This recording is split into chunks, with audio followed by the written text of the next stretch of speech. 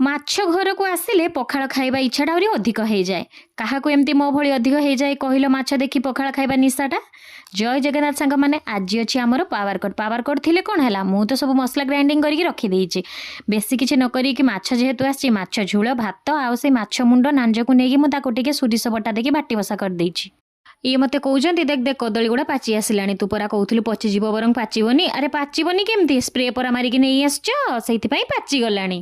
ଏଇ ଭିଡ଼ିଓଟା ଶନିବାର ଦିନର ଭିଡ଼ିଓ। ମୁଁ କହିଥିଲି ନା ମାଛ ଦେଖିକି କାହିଁକି ପଖାଳ ନ ଖାଇବା ପାଇଁ ଇଚ୍ଛା ହେବନି। ହଁ, ମାଛ ଯେହେତୁ ରହିଯାଇଥିଲା ସେଥିପାଇଁ ମୁଁ ସକାଳୁ ଭାବିଲି ମାଛ ଭାଜିକି ଗରମ ଗରମ ଅଳ୍ପ କିଛି ପିଆଜ କଞ୍ଚା ଲଙ୍କା ଦେଇକି ପଖାଳ ଦିଟା ଖାଇବା ପାଇଁ।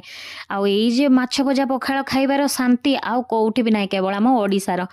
ଏଇ ଗ୍ରିଲରେ ଛୁଆ ଯେ ଖେଳୁଛି ଦେଖିପାରୁଛନ୍ତି, ଏମିତି ମୁଁ ଛୁଟିଆ ବେଳେ ବହୁତ ଖେଳିଛି। ଆମର ତ ଗ୍ରିଲ୍ ନଥିଲା, ଆମ ସାଇଡ଼ରେ ଦାଦାଙ୍କ ଘର, ତାଙ୍କର ଗ୍ରିଲ୍ ଲାଗିଥିଲା। ଆମେ ଯେତେବେଳେ ବି ସ୍କୁଲରୁ ଆସୁ ଟାଇମ୍ ପାଉ ଯାଇକି ତାଙ୍କ ଗ୍ରିଲରେ ଖେଳୁ।